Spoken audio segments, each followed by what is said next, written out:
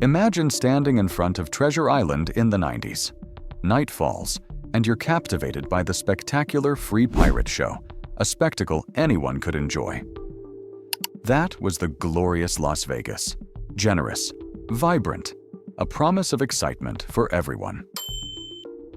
Now, fast forward to 2025. You stand in the same spot. The pirate show is just a memory. But behind Treasure Island's doors, another, much more sinister show is quietly unfolding. Waves of employees, people who have dedicated their entire careers, are being mysteriously laid off in small groups. Why is Treasure Island laying off employees in batches of less than 50? Why would an icon of luxury suddenly carry out a silent purge? This isn't just Treasure Island's story. This is a systematic campaign, a hidden crisis unfolding right in the heart of the Strip, and a warning for the entire service economy. In this video, we will expose the 5 hidden truths that are killing the Vegas dream, starting with the story at Treasure Island itself. And the first truth begins with a magic number: 50. It all started with whispers in the summer of 2025 about a silent purge. As we dug deeper, a deliberate pattern emerged. Starting in March 2025, Treasure Island conducted multiple small-scale layoffs, including a second wave in August. Each time, dozens of employees were let go. Why in small waves? Because of the magic number, 50. This tactic allows Treasure Island and other casinos to bypass the Federal WARN Act, a law requiring a 60-day notice for mass layoffs of 50 or more people. By keeping each round of cuts below this threshold, they can execute a large-scale layoff without attracting attention. The proof is that no WARN notices related to Treasure Island were filed with the Nevada Department of Labor in 2025, confirming this strategy. But who was being targeted? Although Treasure Island has not made an official announcement, reports indicate the main victims are mid-level managers and supervisors, many with 10 to 15 years of experience. They were cut to streamline the management structure, a tactic similar to that seen at the Venetian. The front desk department has also been affected, gradually being replaced by automated check-in kiosks. This is not an isolated issue. Las Vegas is undergoing a massive wave of automation in 2025. In April, MGM Resorts closed all concierge desks at 6 major resorts on the Strip, replacing 34 employees with digital tools. This is part of a spreading lean operation strategy, a euphemism for doing more with fewer people. Across the United States, nearly 55,000 jobs were lost due to AI in 2025, primarily in the service industry. This competitive pressure is forcing Treasure Island to consider replacing employees with kiosks and apps. Although there have been no announcements of major department mergers like HR or marketing, these small, piecemeal layoffs are a deliberate strategy, especially after unions successfully negotiated higher wages and a sharp decline in tourism during the summer. This created a perfect storm, putting non-union employees in the most precarious position. And it leads us to the second hard truth. To understand why Treasure Island had to resort to stealthy layoffs, we need to look at Las Vegas's dwindling lifeblood: tourists. The summer of 2025 saw a sharp decline. In June, visitor volume dropped 11.3% to about 3.1 million people. The situation in July was even worse, with hotel occupancy rates at one point hitting just 66.7%, a nearly 17% decrease compared to the same period last year. Due to its central location on the Strip, Treasure Island was directly impacted. Why are tourists turning away? Value Vegas is dead. Welcome to Fee Vegas. A survey revealed that 88% of visitors find the city too expensive, with many criticizing the escalating fees and costs, admitting they are staying for shorter periods and spending less. Let's look at these costs. First, the resort fees. A mandatory fee of $45 to $55 per night at major hotels like Treasure Island, MGM, or Caesars can add over $200 to a 4-night stay. This fee is mandatory even if you don't use the services. Next are the parking fees, which were once free. Now, guests at Treasure Island and other major resorts have to pay $25 to $30 per day. Finally, there are the sky-high prices. The cheap buffets that made Vegas famous have vanished. In their place are bottles of water priced from $10 to $26 and a $25 hot dog. This decline in revenue has forced Treasure Island to cut costs, and the first target is personnel, as seen in the under 50 layoffs during the summer of 2025. This creates a vicious cycle. Higher fees drive tourists away, leading to reduced revenue, forcing cuts in services and staff, which further worsens the customer experience. But that's only half the story. The wave of automation isn't just about technology. It's creating a deadly trap for a specific group of employees at Treasure Island. Ironically, the hardest blow came right after a major victory. Recently, labor unions in Las Vegas successfully negotiated contracts with better wages and benefits for tens of thousands of frontline employees. This was a significant win, protecting bartenders, room attendants, and card dealers. But this victory inadvertently painted a target on the backs of those left unprotected, the mid-level managers and supervisors at Treasure Island. They are not part of a union. Their salaries are higher, and their jobs, which involve coordination and supervision, are precisely the positions that are easily optimized by management software or leaner management layers.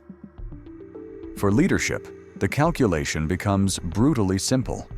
On one side, you have union employees protected by ironclad contracts. On the other, you have higher-paid, unprotected middle managers. When the pressure to cut costs from Fee Vegas and automation hits, they become the ideal and most vulnerable targets in the purge. On one side, tourists are leaving. On the other, technology is taking over. It seems Treasure Island has a legitimate reason to downsize. But is that the whole truth? What makes the wave of layoffs at Treasure Island so hard to accept is the glaring contradiction. At the very moment it was quietly letting employees go to cut costs in the summer of 2025, Treasure Island announced a massive franchise agreement with the Accor Group in July 2025. Under the deal, the hotel will join Accor's handwritten collection, becoming the group's largest hotel globally, with 2,684 rooms upon its debut in late 2025. This deal gives Treasure Island powerful support in sales, global marketing, distribution, and access to the All Loyalty program with over 100 million members. How can a company simultaneously invest millions of dollars for the future while claiming it's forced to lay off its long-serving employees? And Treasure Island is not alone. The Venetian, while laying off managers from July to September 2025, is continuing a $1.5 billion renovation project that began in 2024. Similarly, Resorts World renovated its theater right in the middle of cutting about 50 full-time employees in March 2025. The answer reveals a stark reality. The number one priority for these corporations is to maximize profit under the slogan of lean operations. Even when profitable, if there's a way to be more profitable by cutting staff, they will do it. The corporate logic is cold and ruthless. People are just a cost on a spreadsheet that needs to be optimized. They are willing to erase 10 to 15 years of an employee's experience in exchange for short-term cost efficiency. What lies behind those numbers? It's upended lives right at Treasure Island. Behind the spreadsheets and business jargon at Treasure Island are real people. They are the mid-level managers who dedicated 10 to 15 years of their careers, many of whom have been there since the golden days of the Mystère Pirate Show. In the summer of 2025, they were called into a private meeting and given a brief notice. Your position has been eliminated. There was no personal fault, no warning. They became targets because they were non-union and had higher salaries, especially after the Culinary 226 union won a 10 to 15% raise for frontline employees. They were the middle management layer, the easiest to streamline, a trend spreading across the Strip with hundreds of similar cases at the Venetian, Resorts World, and Fontainebleau. Losing a job immediately also means losing health insurance for the entire family, a financial catastrophe in the service industry. Worse, when they go out to look for work, they face a harsh reality. The unemployment rate in southern Nevada jumped to nearly 6% in the summer, among the highest in the US, and a wave of hiring freezes is spreading. The job market for mid-level managers is almost non-existent, with hundreds of similarly experienced people competing fiercely. Their knowledge and experience, their ability to personalize service for regular guests, something an automated kiosk cannot replace, has been erased. The injustice becomes even more bitter when they read the news about Treasure Island's massive deal with Accor, announced in July 2025. While they, the people who had been with the place since its heyday, were discarded as a line item on a spreadsheet, the company was investing millions to become Accor's largest global hotel with 2,184 rooms and integrate into a system with 100 million members. They are the invisible victims of a war between profit and technology, where human experience is sacrificed to fund new brands and systems. When we step back and look at the story of Treasure Island, a clear conclusion emerges. It is the microcosm of a fateful turning point for Las Vegas. By raising prices and adding fees, Treasure Island and other resorts have sent a message.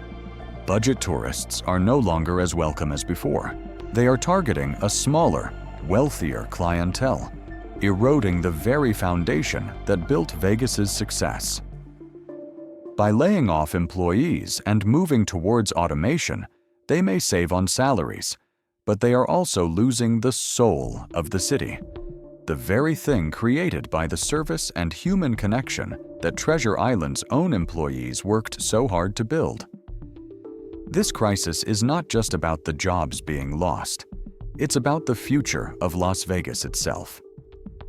Will this city become an exclusive, cold, and impersonal playground for the super rich? The wave of layoffs at Treasure Island is not an isolated event. It is an alarm bell warning that Las Vegas is gambling with its own future. And in this hand, what's being wagered is not just profit, but the soul of one of the world's most iconic cities. The story of Las Vegas is still being written. What do you think about this?